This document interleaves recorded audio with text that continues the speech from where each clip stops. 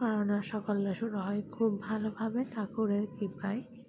তো কেন এটা বললাম, এটা আপনারা নিজেরাই ভিডিওটা দেখে বুঝতেছেন। তো সকালে হচ্ছে মা সকাল সকাল ভোগ লাগাই ফেলছিল, এগুলো সব কিছুই আসলে মা করছিল।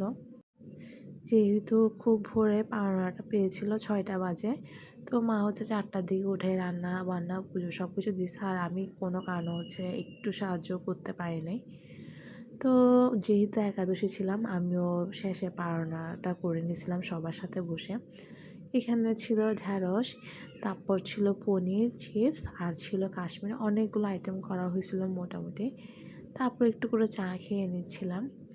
আর একটা সত্যি কথা বলতে, এই যে দেখেন আমার চোখের অবস্থা, আমি 2-3 ঘন্টা ঘুম গেছি, তাও কেন জানি আমার অনেক বেশি পরিমাণ মাথা ব্যথা করতেছে। আর একটা সত্যি কথা বলতে হচ্ছে, আমার একাদশীর দিন তেমন একটা খারাপ লাগে না, কিন্তু একাদশীর পরে যখন আমি ভাতগুলো খাই, পুরো দুনিয়াটা যেন আমার মাথার উপর ভেঙে পড়ছে ওরকম লাগে, অনেক বেশি খারাপ লাগে। মাথা ব্যথা, ঘুম, যত অলসামি সবগুলো হচ্ছে আমার একাদশীর পরের দিনই লাগে। তো এদিকে খাটে এসে দেখি যে আমার ছেলের অনেকগুলো কাপড় চোপড় জমা হয়ে গেছে। আমি চিন্তা করতেছিলাম যদি একবার শুয়ে পড়ি আর হচ্ছে উঠতে ইচ্ছা হবে না। তো এই জন্য হচ্ছে মোটামুটি কাপড় চোপড়ও ভাঁজ করে নিচ্ছিলাম।